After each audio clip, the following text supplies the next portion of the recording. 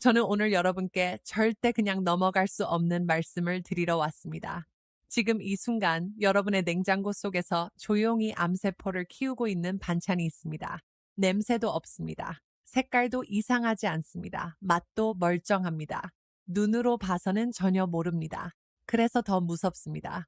지난해 초봄이었습니다. 제 진료실에 71살 최정순 할머니께서 아드님 손에 이끌려 오셨습니다. 경기도 수원에서 두 아들, 며느리와 함께 사시는 분이었습니다. 할머니는 20년 넘게 당뇨 하나, 고혈압 하나 없이 건강하게 사셨습니다. 술도 담배도 평생 입에 대신 적 없으십니다. 매일 아침 6시에 일어나 동네 한 바퀴씩 꼬박꼬박 걸으셨습니다. 그런 할머니가 어느 날부터 밥을 먹고 나면 명치 뒤쪽이 묵직하게 아프기 시작하셨습니다. 처음에는 소화가 안 되는 줄 아셨습니다. 소화제를 드셔도 낫질 않았습니다. 그렇게 한 달이 지났습니다. 두 달이 지났습니다. 그 사이 체중이 6kg이 빠졌습니다. 밥을 잘 드시는데도 몸무게가 줄었습니다. 그제야 아드님이 모시고 병원에 오셨습니다. 검사 결과를 보는 순간 저는 가슴이 철렁 내려앉았습니다. 췌장암 3기였습니다. 할머니께서 저한테 이런 말씀을 하셨습니다. 선생님, 저는 밖에서 사 먹은 적도 없는데요. 인스턴트 음식도 안 먹었는데요. 집에서 제가 직접 만든 반찬만 먹었는데요. 도대체 뭐가 문제인 거예요? 그 말씀이 제 귀에서 오랫동안 떠나질 않았습니다. 30년 가까이 진료를 해왔지만 그 말씀만큼 가슴을 치게 만드는 말은 없었습니다. 집밥이 안전하다는 믿음, 내가 직접 만든 음식이라는 그 안도감, 바로 그 안도감이 함정이었습니다. 오늘 제가 드릴 말씀은 딱 하나입니다. 여러분의 냉장고 속에 지금 이 순간에도 췌장 세포를 망가뜨리고 암세포에게 먹이를 공급하고 있는 반찬 3가지가 있다는 것입니다. 그것이 무엇인지, 왜 위험한지, 어떻게 바꿔야 하는지를 오늘 하나도 빠짐없이 말씀드리겠습니다. 잠깐 영상 잠시 멈추시고 지금 바로 냉장고 문을 열어보십시오. 조청이나 설탕으로 달달하게 졸인 떡 반찬이 있습니까? 간장에 설탕 넣고 볶은 제육볶음이나 불고기가 사흘 이상 됐습니까? 땅콩이나 호두를 설탕에 졸인 견과류 조림이 냉장고에 들어 있습니까? 이 중 하나라도 있으시다면 지금 댓글에 있다라고 남겨주십시오. 이 영상 끝까지 보시기 전에는 절대 드시지 마십시오. 왜 그런지 더 말씀드리겠습니다. 왜 집에서 정성껏 만든 음식이 독이 될 수 있을까요? 이걸 이해하시려면 먼저 우리 몸이 나이 들면서 어떻게 변하는지를 아셔야 합니다. 20대 때 우리 몸은 최신형 공기청정기와 같습니다.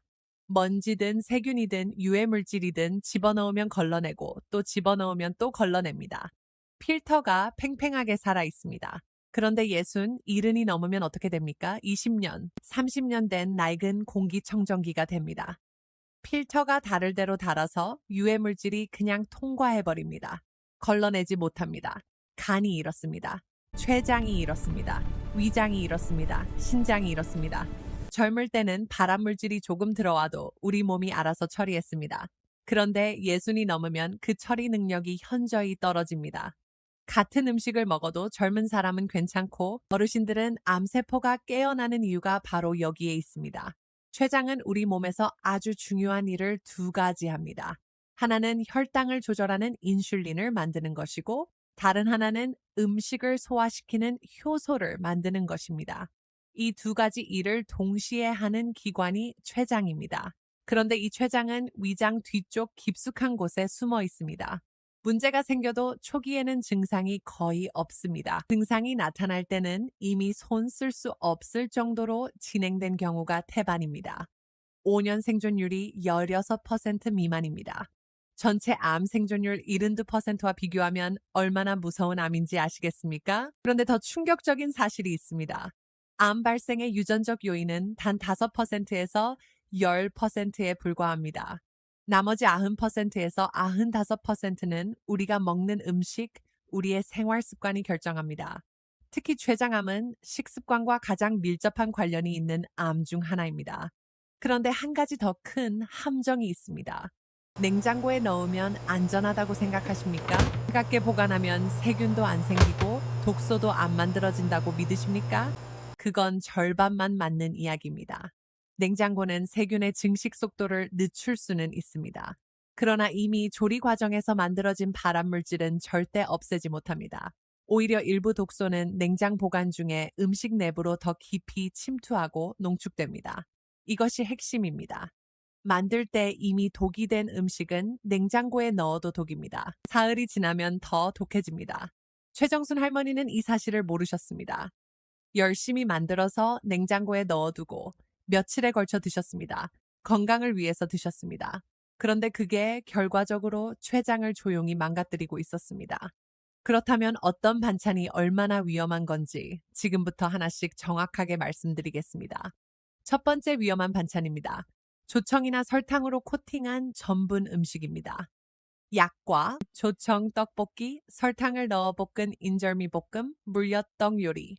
이런 음식들이 냉장고에 사흘 이상 있다면 지금 바로 버리십시오. 왜냐고요? 제가 설명해 드리겠습니다.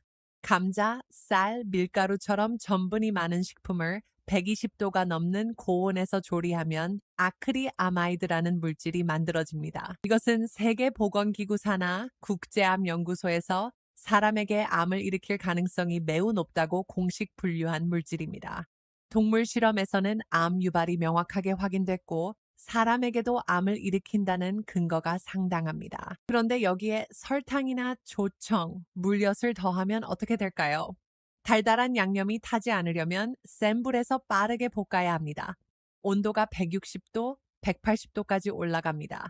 이 온도에서 아크릴아마이드는 일반 조리에 비해 5배에서 10배나 더 많이 만들어집니다. 여기까지만 해도 이미 위험합니다. 그런데 이렇게 만든 음식을 냉장고에 보관하면 더 심각해집니다. 냉장고 속에서 사흘이 지나면 전분 구조가 다시 굳어지면서 내부에서 추가로 아크릴아마이드가 생성됩니다. 만들 때 한 번, 냉장 보관하면서 한 번, 꺼내서 데울 때 또 한 번, 3번에 걸쳐 독소가 쌓이는 겁니다. 최정순 할머니는 조청 약과를 특히 좋아하셨습니다. 명절에 많이 만들어 두고 냉장고에 넣어 두셨다가 손자들이 올 때마다 꺼내 주시고 할머니도 함께 드셨습니다. 좋은 음식을 드리고 싶어서 직접 만드신 겁니다. 그 마음이 얼마나 따뜻한 마음입니까? 그런데 그 사랑하는 음식이 본인의 췌장을 조용히 망가뜨리고 있었습니다. 할머니께서 제 앞에서 그 사실을 아시고 한참 말씀을 못 하셨습니다. 두 번째 위험한 반찬입니다. 간장과 설탕으로 양념한 고기 조림입니다. 제육볶음, 닭강정, 간장 불고기, 양념 갈비찜, 꿀을 넣은 닭볶음탕. 이런 음식들이 냉장고에 사흘 이상 됐다면 지금 당장 버리십시오. 여러분이 믿으시기 어려우실 수 있지만 이 반찬들은 시중에 파는 햄이나 소시지보다 발암물질 함량이 훨씬 높습니다. 이 음식들의 진짜 문제는 당독소입니다. 당독소의 정식 이름은 최종 당화산물입니다. 단백질이나 지방이 설탕, 즉 당과 만나서 고온에서 조리될 때 만들어집니다. 독소가 우리 몸속에 들어가면 두 가지 무서운 일이 벌어집니다. 첫째, 췌장을 직접 공격합니다. 당독소는 혈당을 급격히 올립니다. 혈당이 올라가면 췌장은 인슐린을 마구 내보내야 합니다. 이 과정이 밥 먹을 때마다 반복되면 췌장 세포가 지쳐서 망가집니다. 췌장암의 씨앗이 뿌려지는 순간입니다. 둘째, 암세포의 밥이 됩니다. 암세포는 정상세포보다 포도당을 20배 이상 소모합니다. 당독소로 혈당이 치솟으면 암세포는 그 에너지를 먹고 폭발적으로 자랍니다. 몸속에서 잠들어 있던 암 씨앗이 깨어나는 것입니다. 더 나아가 당독소는 만성 염증을 일으킵니다. 췌장 주변에 염증이 쌓이면 정상세포의 유전자가 손상되고 그것이 결국 암세포로 변합니다. 연구 결과를 보면 충격적입니다. 간장과 설탕으로 양념해서 구운 갈비는 소금만 뿌려 구운 고기보다 당독소 함량이 6배에서 8배나 높게 나타났습니다. 게다가 이렇게 만든 반찬을 냉장고에 사흘 이상 두면 당독소가 더욱 농축됩니다. 꺼내서 다시 데울 때 또 한 번 고온을 거치면서 당독소는 추가로 생성됩니다. 최정순 할머니는 제육볶음을 거의 매주 만드셨습니다. 설탕을 넉넉히 넣어 달달하고 윤기나게 볶으셨습니다. 식구들이 좋아해서 한 번에 많이 만들어 냉장고에 두고 사흘, 나흘에 걸쳐 드셨습니다. 건강에 좋다는 돼지고기를 먹는다고 뿌듯해 하셨습니다. 속으로 얼마나 안타까웠는지 모릅니다. 제가 설명을 드리는 동안 할머니 눈에 눈물이 고이셨습니다. 선생님, 그게 독이었던 거예요? 몰랐습니다. 정말 몰랐어요. 세 번째 위험한 반찬입니다. 사흘 이상 된 견과류 조림입니다. 땅콩 조림, 호두 조림, 잣 조림, 아몬드 조청 볶음. 냉장고에 오래 넣어두고 조금씩 꺼내 드시는 분들 정말 많으십니다. 당장 버리셔야 합니다. 견과류가 몸에 좋다는 건 맞습니다. 불포화 지방산이 풍부하고 혈관 건강에 도움이 됩니다. 그러나 문제는 조림 형태로 만들어서 냉장 보관할 때 생깁니다. 견과류는 지방 함량이 매우 높습니다. 공기와 접촉하면 산패됩니다. 산패된 지방은 그 자체로 발암 물질입니다. 그런데 산패가 시작되면 곰팡이 포자가 침투하기 시작합니다. 이 곰팡이가 만드는 독소가 아플라톡신입니다. 아플라톡신은 국제암연구소가 지정한 1급 발암 물질입니다. 담배, 성명과 같은 등급입니다. 이 독소는 268도가 돼야 분해됩니다. 가정에서 음식을 데우는 온도는 절대 없앨 수 없습니다. 끓는 물에 넣어도 사라지지 않습니다. 물로 씻어도 없어지지 않습니다. 더 무서운 건 눈으로는 전혀 모른다는 겁니다. 곰팡이가 피어난 것도 아닙니다. 냄새가 이상한 것도 아닙니다. 그냥 멀쩡해 보입니다. 그래서 더 위험합니다. 아플라톡신이 간에 들어가면 간 세포의 유전자를 직접 파괴합니다. 유전자가 손상된 세포는 암세포로 변합니다. 만성 간질환이 있으신 분들은 더욱 위험합니다. 노출 시 간암 발생 위험이 수십 배 이상 높아진다는 연구 결과가 있습니다. 최정순 할머니는 견과류 조림을 냉장고에 넣어두고 2주, 3주씩 드셨습니다. 고소하고 달달해서 밥 반찬으로도 음식으로도 즐겨 드셨습니다. 견과류가 뇌에 좋고 혈관에 좋다더라는 말을 들으시고 더 열심히 만들어 두셨습니다. 이 세 가지 음식, 할머니께서 가장 건강하다고 믿으시던 음식들이었습니다. 가장 사랑하던 음식들이었습니다. 그것이 오히려 췌장을 조금씩 망가뜨리고 있었습니다. 지금 주변에 이런 음식을 드시는 분이 계시다면 이 영상을 꼭 보여주십시오. 한 분이라도 더 아시면 한 분의 생명을 지킬 수 있습니다. 이제 희망적인 이야기를 드릴 차례입니다. 겁을 드리려고 이 말씀을 드린 게 아닙니다. 지금 바꾸면 됩니다. 지금 아셨으니 오늘부터 바꾸면 됩니다. 바꾸는 방법이 생각보다 훨씬 쉽습니다. 세 번째 좋은 방법부터 말씀드리겠습니다. 세 번째, 수분 조리법으로 바꾸십시오. 굽고 튀기던 것을 찌고 삶는 것으로만 바꿔도 발암물질 생성량이 10분의 1로 줄어듭니다. 이유가 뭘까요? 물이 있으면 온도가 100도를 넘지 않습니다. 아무리 센 불로 끓여도 물이 있는 한 100도에서 멈춥니다. 아크릴아마이드는 120도 이상에서 만들어집니다. 물로 조리하면 그 온도 자체에 도달하지 못하니 아크릴아마이드가 생기질 않습니다. 기름에 볶으면 온도가 180도, 200도까지 올라갑니다. 그 온도에서 당독소와 아크릴아마이드가 폭발적으로 생깁니다. 그러나 찜기에서 찌면, 냄비에서 삶으면 그 온도에 절대 도달하지 못합니다. 떡을 예로 들겠습니다. 기름에 볶은 떡은 온도가 180도까지 올라갑니다. 같은 떡을 찜기에 쪄서 드시면 100도를 넘지 않습니다. 재료는 똑같습니다. 조리 방식 하나로 독이 되느냐, 안전한 음식이 되느냐가 갈립니다. 고기도 마찬가지입니다. 삼겹살을 불판에 굽지 마십시오. 수육으로 삶으십시오. 찬물에 고기를 넣고 끓기 시작하면 40분, 건져서 먹기 좋게 썰면 됩니다. 닭고기도 구워 드시지 말고 삶아 드십시오. 닭가슴살을 삶아서 손으로 찢어 쌈채소에 싸 드십시오. 맛이 없을 것 같다고요? 레몬즙 한 큰술, 쌈장 한 숟가락이면 훨씬 깔끔하고 맛있습니다. 냄새 없이 담백한 게 오히려 입맛을 살려줍니다. 두 번째, 간장 대신 소금을 쓰고 후추는 드실 때 뿌리십시오. 간장에는 단백질과 당분이 함께 들어 있습니다. 이것을 고온에서 조리하면 당독소가 대량으로 만들어집니다.